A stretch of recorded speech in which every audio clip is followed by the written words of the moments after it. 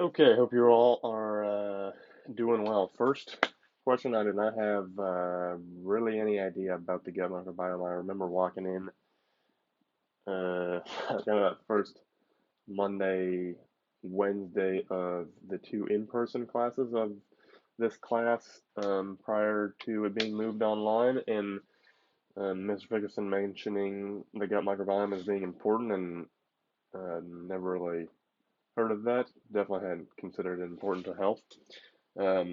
So my knowledge of it has expanded quite a lot just watching that lecture, but also just kind of being in the class as well. Uh, Talking about the second question, I the fact that a single dose of antibiotics can kill a third of the gut microbiome really stuck out to me. And so after watching the lecture, I went and looked up painkillers on gut health. I know antibiotics and painkillers are different, but also that a lot of people experience um, kind of gut problems after taking Oxycontin or oxycodone, and I know those are very common. I have a friend who just went through some surgery. I know those are very common painkillers to receive, but also even more common painkillers are non-steroidal anti-inflammatory drugs, including aspirin and ibuprofen. And first website that came up talked about um, how bad they were for gut health, saying they do not solve the problem; they just alleviate short-term symptoms. And you maybe think that maybe they're not that common, but they are certainly more common in older populations. Almost half of those over 65 report using aspirin daily or every other day. And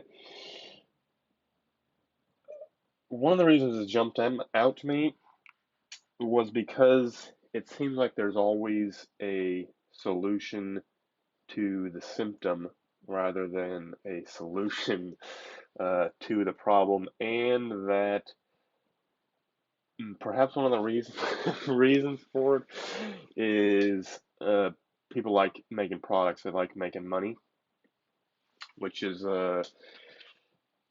important if capitalism is to work, but also makes me think more about the fact that some perhaps medical advancements or nutritional advancements come with much greater downsides than I once thought. I never thought about a C-section having any negative side effects apart from perhaps a large scar. But as noted by Mr. Fickerson, those who um, are born via C-section are significantly more susceptible to allergies and other childhood illnesses. Um, Makes me think that general health products are much more commodified than they are. You are given one pill, or they're much more commodified than they used to be. You're given one pill, and then you're given a second one to solve the side effects of the first. And maybe they weren't commodified that long ago because there have been continual advancements and there weren't that many health products to begin with, and perhaps they've always been commodified. It was just that there were less of them prior.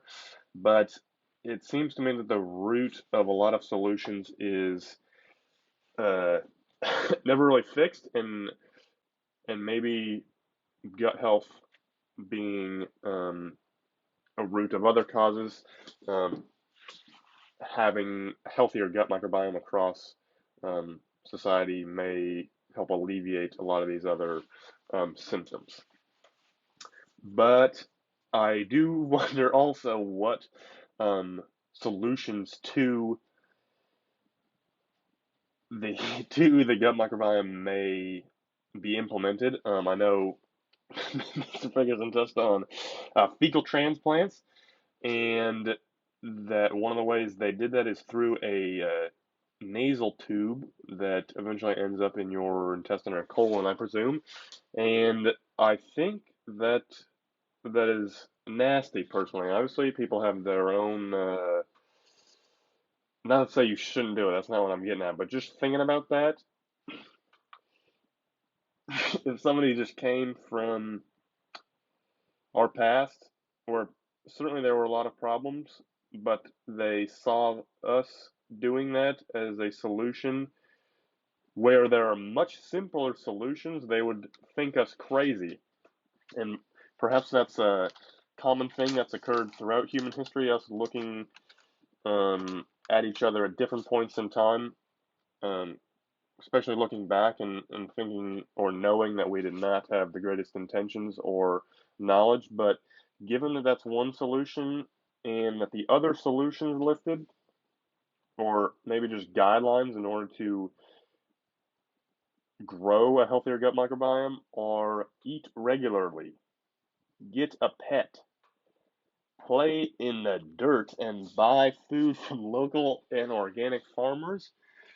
Um, I just think that some other maybe outside medical solutions are really not the strongest, and that all these other ones, exercise regularly, we've been told that all our lives. Getting a pet improves your mental health and it can speed recovery after a stressful event.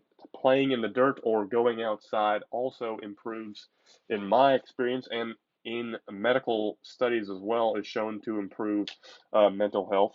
Now, I'm not sure what other benefits one might receive from buying local. Perhaps you'll meet more of your neighbors. Perhaps there are no other benefits apart from the gut health, which is not a bad one, obviously, in the first place. And the last question, how do I plan to take advantage of this newfound information? Now, already having kind of learned about this on the sidelines throughout a couple of the lectures, I've definitely begun to eat, I guess, just a wider variety of plants. I've never been a big meat buyer for perhaps the last 5 years. I'm not a huge fan of just looking at the raw meat and cooking it. But yeah, definitely started to buy more just dried fruits, nuts, um, greens, and it wasn't when I grew up. I was often looking at the nutrition labels, but I hadn't done that for a while. But now, if I do, fiber is one of, if not the only thing that I'm looking at um, when I do so. And additionally, I will tell my friends this seems to be pretty big thing if it can affect so many other processes in the body that seems obvious more people should know about it. So if I can be some help in spreading that word, that'll be awesome, and I plan to do so.